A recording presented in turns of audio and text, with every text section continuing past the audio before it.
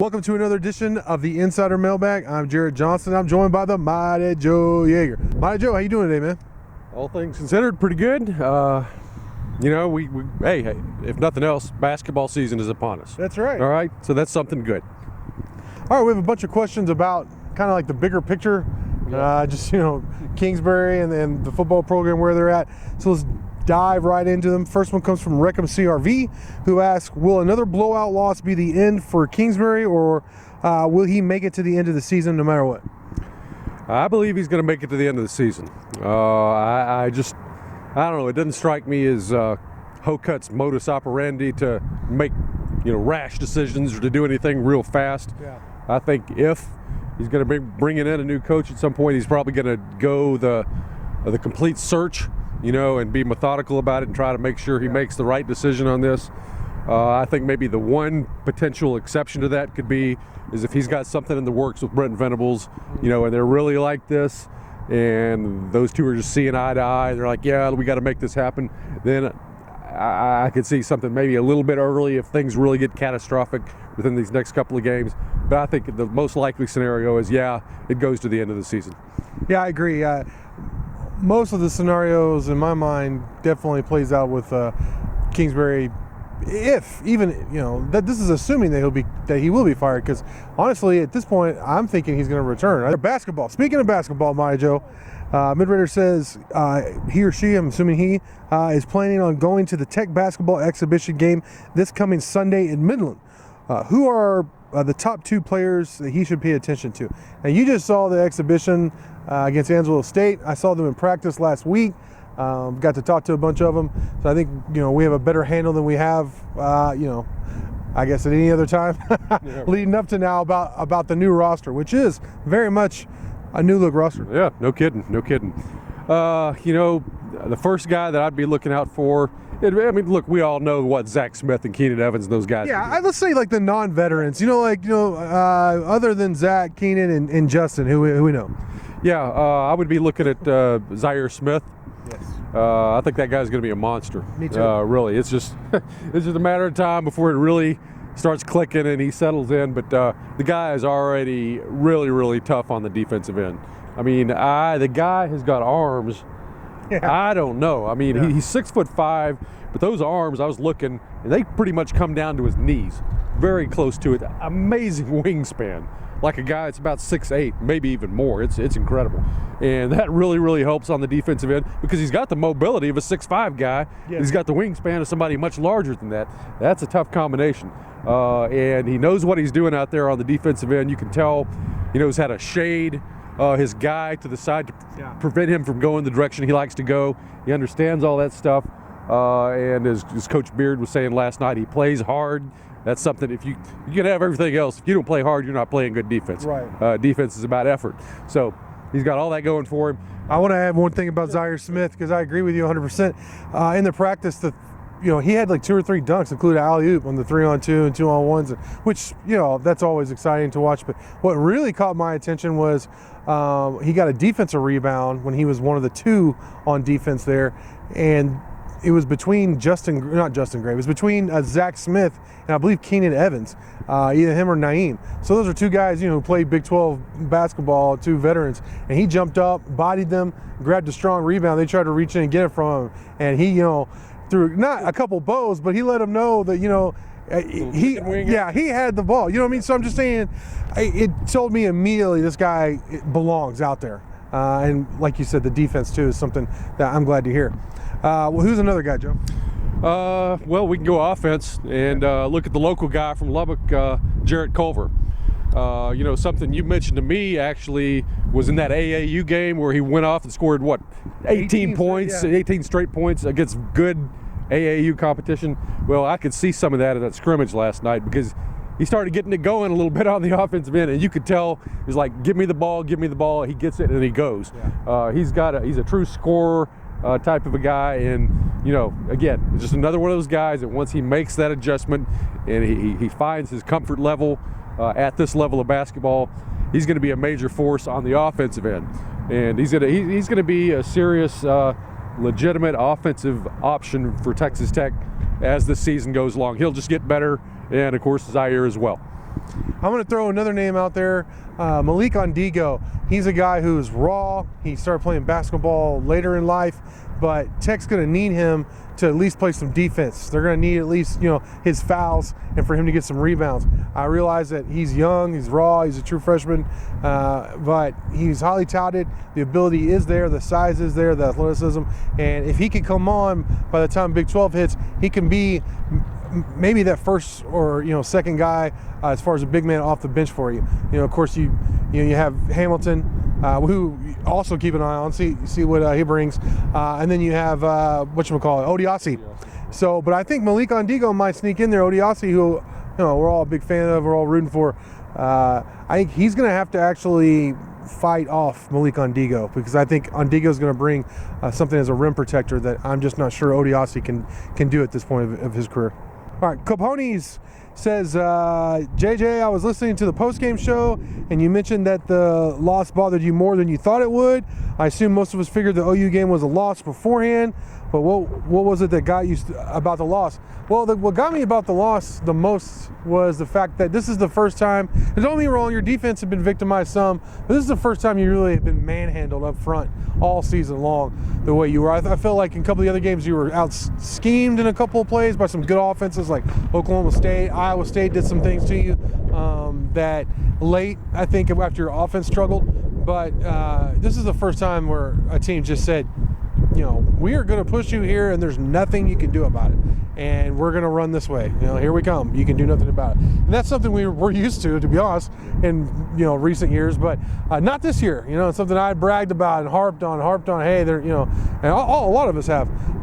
But no, in that final drive where they held the ball for 11 minutes or whatever it was a 16 or 18 play drive, whatever they wanted, whatever Oklahoma wanted, they did for almost that whole fourth quarter. Was just, I was a little surprised. Don't get me wrong.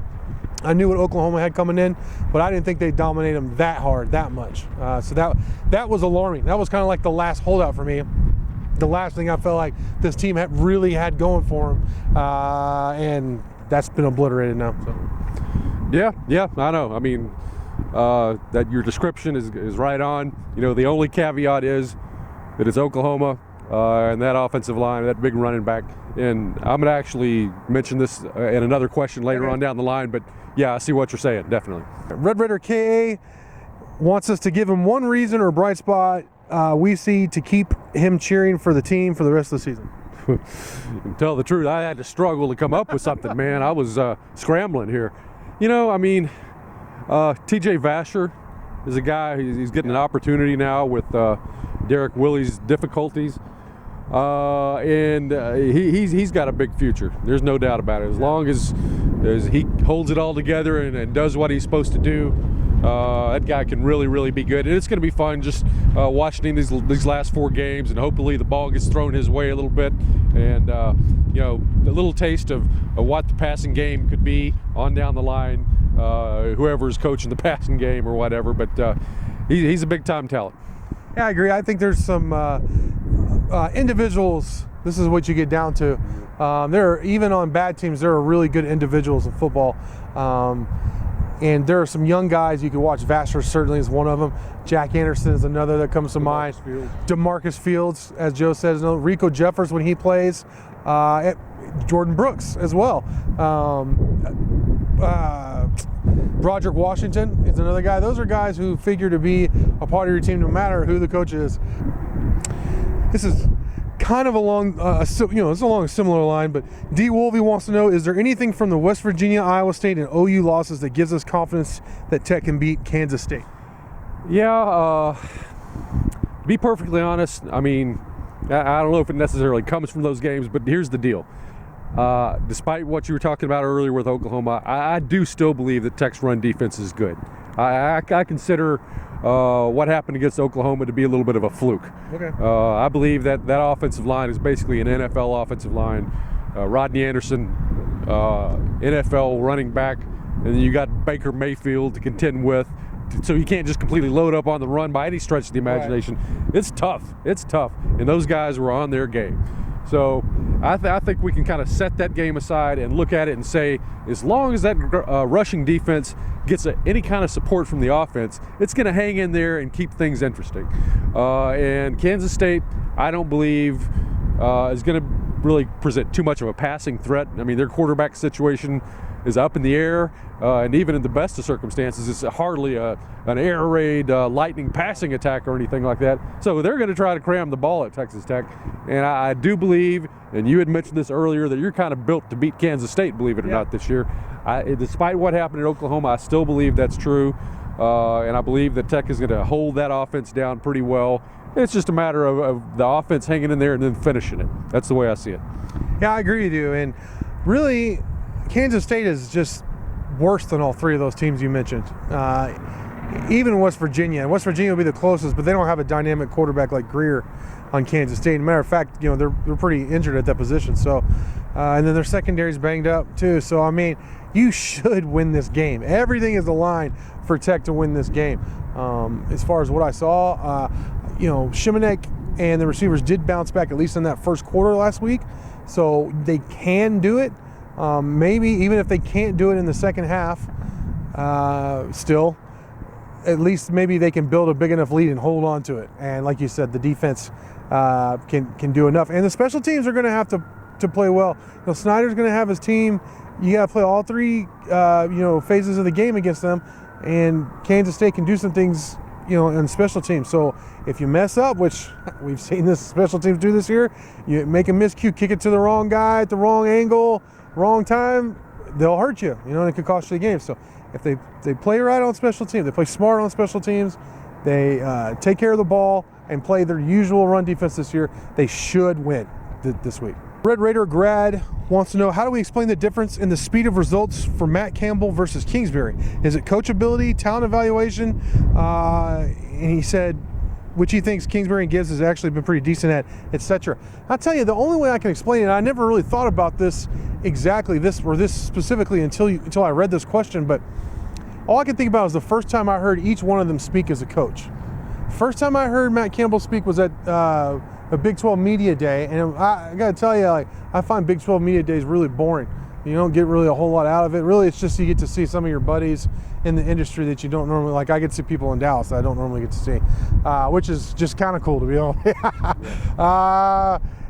But as far as most of the coach speak is just so boring and methodical, monotonous. So all of a sudden, I wasn't even really paying attention to who was at the podium, but I heard this guy talking, and I was like, what is this guy saying? I was just looking at my computer. I remember looking up, being like, who is this guy? Like, Matt Campbell, honestly, I'd never heard of him before. By the time he was the coach at Iowa State.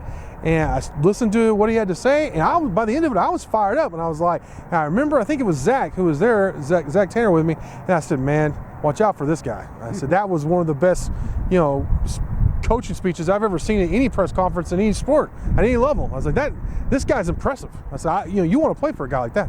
So that's the first impression Matt Campbell made on me. Now, my first impression from Kingsbury in a similar situation wasn't Big 12, but it was here at Tech. And I came in about 2 games into the 2013 season. So early in his career, or as early in his deal here as head coach, and there was still a whole lot of excitement. They were still undefeated. They were about to go on a 7-game winning streak. They'd already won 2. I believe TCU was coming up. And I remember after hearing his press conference, bowing my head and being really concerned that I had tied my career to basically the football coach of the one program I was going to cover. This is what his press conference was going to be like. So the two could not have made a more different impression on me. So there's a whole lot more that goes into it when it comes to coaching. But when you asked me that question, I never really thought about the differences in them like that. And then I thought back to a video I posted about, where Campbell said BS programs care about 6 and 6. And then I just heard Kingsbury say it would be a big deal for this program to get bowl eligible and be 6 and 6. And I was like, there you have it. I mean, there's the difference in mindsets right there, which honestly may sound simple or oversimplified, but it's really not. It's a big part of what the expectations are from you as a head coach. Man, I got no way I can improve on that. That's some pretty serious stuff there.